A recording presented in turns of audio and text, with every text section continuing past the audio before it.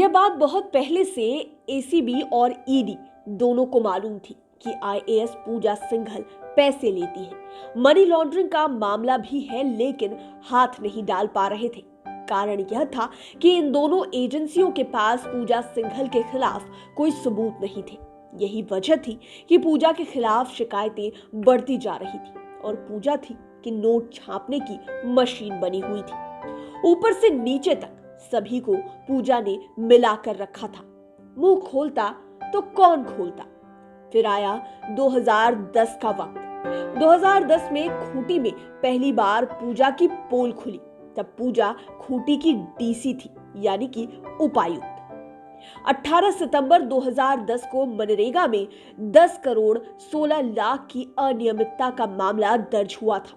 मनरेगा घोटाला उजागर होने के बाद तत्कालीन मुख्यमंत्री अर्जुन मुंडा ने इसकी जांच का आदेश एसीबी यानी कि एंटी करप्शन ब्यूरो को दिया। हालांकि यह आदेश अभी एसीबी तक पहुंचा ही नहीं। माना जाता है कि एसीबी के लिए जो आदेश जारी किया गया था उसे पूजा के लोगों ने बीच में ही गायब कर दिया। लिहाजा आदेश की प्रति एसीबी तक पहुंची ही नहीं और कुछ हो नहीं पाया। बाद में मामला हाई कोर्ट पहुंचा। कोर्ट ने ईडी और एसीबी से हलफनामा मांगा। तब ईडी ने कोर्ट को बताया कि इस पूरे मामले में पूजा सिंघल की भूमिका की जांच की जा रही है। एसीबी ने कोर्ट को बताया कि खूंटी में मनरेगा में हुए घोटाले से जुड़ा कोई केस एसीबी जांच के लिए आदेशित नहीं किया गया है। ईडी को पहली सफलता 2011 में मिली, जब मनरेगा घोटाले के मामले में जेई राम विनोद के खिलाफ 16 प्राथमिकी दर्ज कराई गई। इसके बाद यह बात सामने आई कि मनरेगा की योजनाओं का पालन कराने और योजनाओं की मॉनिटरिंग करने का अधिकार उपायुक्त को ही है। इस दौरान राम विनोद से पूछताछ हुई, पर उसे गिरफ्तार नहीं किया गया। सन 2012 में ईडी ने पाया कि पूजा ने 2007 से 2012 के दौरान 3 जिलों के डीएम के रूप में काम करते हुए अपने बैंक खातों में नगद जमा किए गए धन का इस्तेमाल जीवन बीमा योजनाओं की खरीद में किया। इसमें भी अहम बात यह थी कि जो जीवन बीमा पॉलिसी उन्होंने खरीदी उसे सरेंडर कर धन भी निकाल लिया।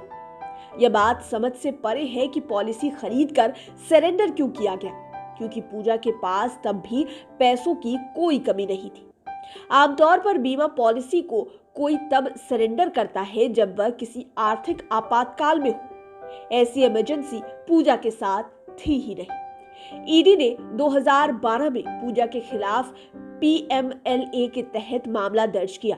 पूजा पर भारतीय दंड संहिता की आपराधिक धाराओं के तहत धोखाधड़ी और भ्रष्टाचार से संबंधित आपराधिक धाराओं के तहत मामला दर्ज किया गया। वर्ष 2013 से 2020 तक कुल 7 वर्षों तक ईडी ने लगातार घोटाले की जांच की। अलग अलग लोगों से पूछताछ की गई और सभी आरोपियों पर नजर बनाए रखी गई। पुख्ता सबूत मिलने के बाद 17 जून 2020 को जूनियर इंजीनियर राम विनोद को पश्चिम बंगाल से गिरफ्तार कर लिया गया। 2 साल बाद 6 मई 2022 को ईडी ने पूजा सिंघल और उनके पति अभिषेक झा के ठिकानों पर छापेमारी की। इसके अलावा पूजा और अभिषेक के चार्टर्ड अकाउंटेंट सुमन कुमार समेत उनके करीबियों के यहाँ भी छापेमारी हुई। इस दौरान सुमन के घर से 19 करोड़ 31 लाख रुपए से ज्यादा कैश बरामद हुआ। सुमन को गिरफ्तार कर लिया गया। सुमन पहले तो कहता रहा कि यह धन उसका है, लेकिन फिर उसने इससे इनकार कर दिया। 7 मई 2022 को ईडी ने पूजा सिंघल से जुड़े 5 राज्यों के 25 ठिकानों पर छापा मारा और कई कागजात जब्त किए।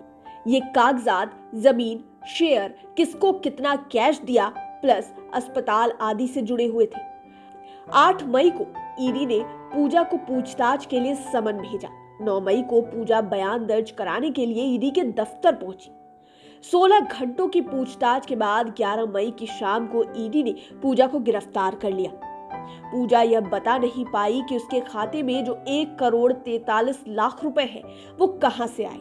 कुल मिलाकर एक लंबे इंतजार के बाद ईडी ने पूजा के खिलाफ सबूत जुटाए और अब वह रांची के होठवार जेल में बंद है। ईडी को 2010 से लेकर 2022 तक 12 साल इंतजार करना पड़ा।